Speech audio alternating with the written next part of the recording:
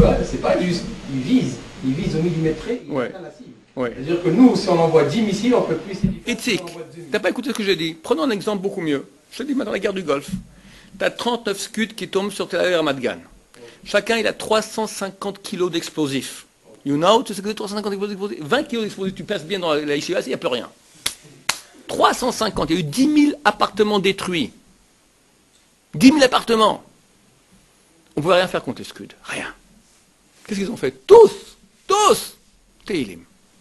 Dans les Miklat, bien sûr. Dans les Miklat. Non? Ils sont dans la maison, les missiles ils rentrent et ils sont fermés et personne n'est mort. Mais bien sûr qu'il y a eu ça. Les gens qui se protègent aussi. D'abord, tu n'es pas dans les Miklat. La famille ici. D'abord, on n'était pas dans les Miklat. Au début, on était dans les chambres étanches. Donc, quand un Scud il tombe dans un Miklat, il n'y a plus de Miklat.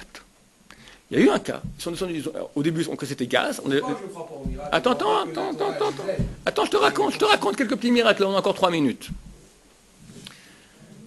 Comprends que, normalement, il y aurait dû y avoir des milliers de morts. Il y a eu beaucoup de miracles. Et je veux que tu comprennes à cause de quoi.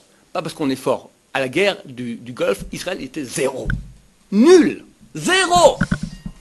Le seul moment où il a cru qu'il y avait quelque chose, il a dit, ah, maintenant on a reçu les missiles patriotes. Là, maintenant le missile, jusqu'avant, on disait, Dieu va nous aider, Dieu va nous aider.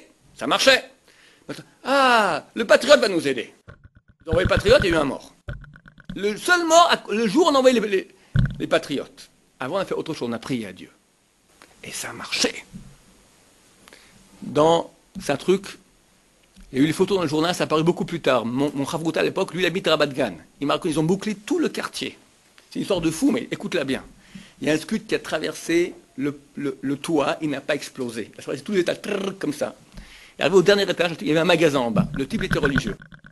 Il avait étudié le Tanakh, et avant de partir, il a fermé comme ça. Il est parti.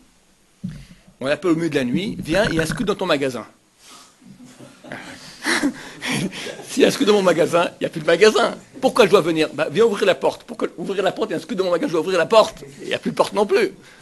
Il arrive, ça a paru dans le journal.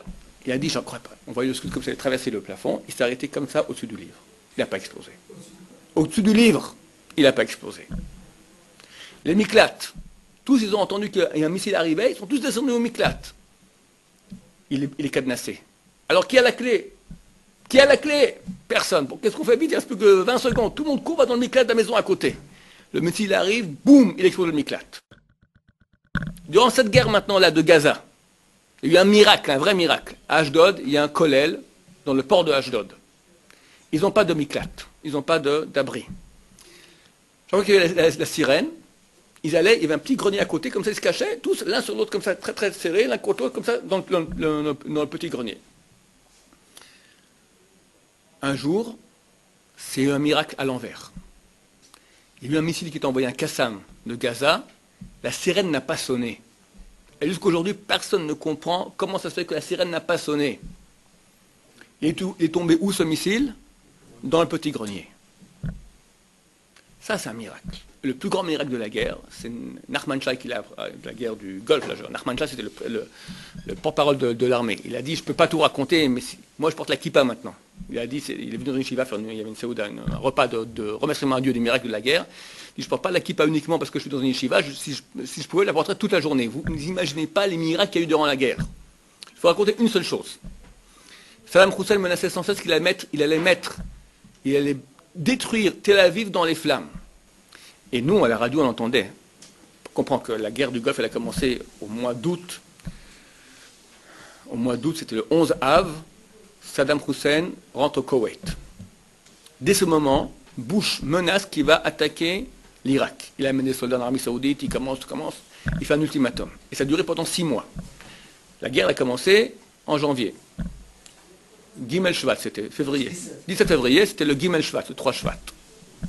Pendant 6 mois, la star à la radio et à la télévision, c'est Saddam Hussein. T'as pas un jour, on ne parle pas de lui, on amène des officiers, machin. Toujours il disait, leitmotiv. Nous savons que lorsque Saddam Hussein menace, ce n'est pas des menaces en l'air. Il a même de faire ce qu'il dit. Or, il disait sans cesse Saddam Hussein, je vais détruire Tel Aviv dans les flammes. Il savait de quoi il parlait. Il y a au nord de Tel Aviv, il y a Tzomen Glilot là-bas, il y a un grand bonbonne de gaz. Si un scud touchait la bonbonne, par les conduits, l'explosion partait dans toute la ville, impossible d'éteindre. Toute la ville partait dans les flammes. Un Scud a touché la bonbonne de gaz de plein fouet. Qu'est-ce qui s'est passé? Quelques heures auparavant, un employé dans la chambre de contrôle, qui s'appelle Igal, il voit la chambre de contrôle, lumière rouge qui s'allume, fuite dans le réservoir. Il prend sa lampe de poche en pleine nuit, il va regarder, il ne voit aucune fuite. Il revient à la chambre de contrôle, il voit que la lumière s'allume, il dit, je ne prends pas de risque, je vide le réservoir. Le Scud a touché un réservoir vide. Et la lumière s'allumait comme ça, jusqu'à aujourd'hui, on ne sait pas ce qui s'est passé. On a été sauvé de justesse. Alors, nous, on doit comprendre qu'on est des miracles. Pourquoi je t'ai fait toute cette introduction qui on est?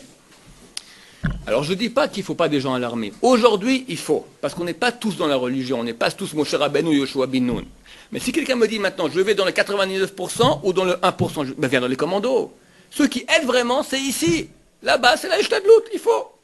Si tout le monde, c'est le si, c'est hypothétique, tout le monde serait à la yeshiva, moi on ferait comme ça, aux Arabes, comme ça, ils seraient pris de... Et j'ai pas le temps, j'ai des histoires à te raconter. Tu réponds à ça? Oui. Et pour mes collègues avec qui j'étais confié surtout dans ces conversations-là, j'ai jamais, une fois, c'est sorti de ma bouche où j'ai douté le miracle, j'ai douté la religion, ou j'ai douté la Torah. C'est clair. Mais le débat qu'on a eu en bas, oui. c'est qu'on a dit que si aujourd'hui il n'y avait pas d'armée, il n'y avait que de la religion, Israël gagnerait tout et on n'aurait plus aucun problème. Alors je répète. Ok. Aujourd'hui, on a dit que si demain, tout le monde. Aujourd'hui, dit demain. Si, je t'ai dit, il y a deux sujets. Il y a aujourd'hui comme on est. Aujourd'hui, les gens sont non religieux. Mais si, même pas, moi je t'ai répondu, pas tous. Si un quart des Israéliens aujourd'hui venaient à la yeshiva, on n'aurait plus aucun ennemi. Parce que Dieu, les anges viendraient ici. On a eu les anges pour la guerre des 6 jours. Tu comprends qui on est? Et la Torah te dit, Dieu, je te supplie, vas-y, écoute-moi. Étudie ma Torah, c'est fini. Moi, je les égouille. Tu dis, oui, mais c'est pas ça.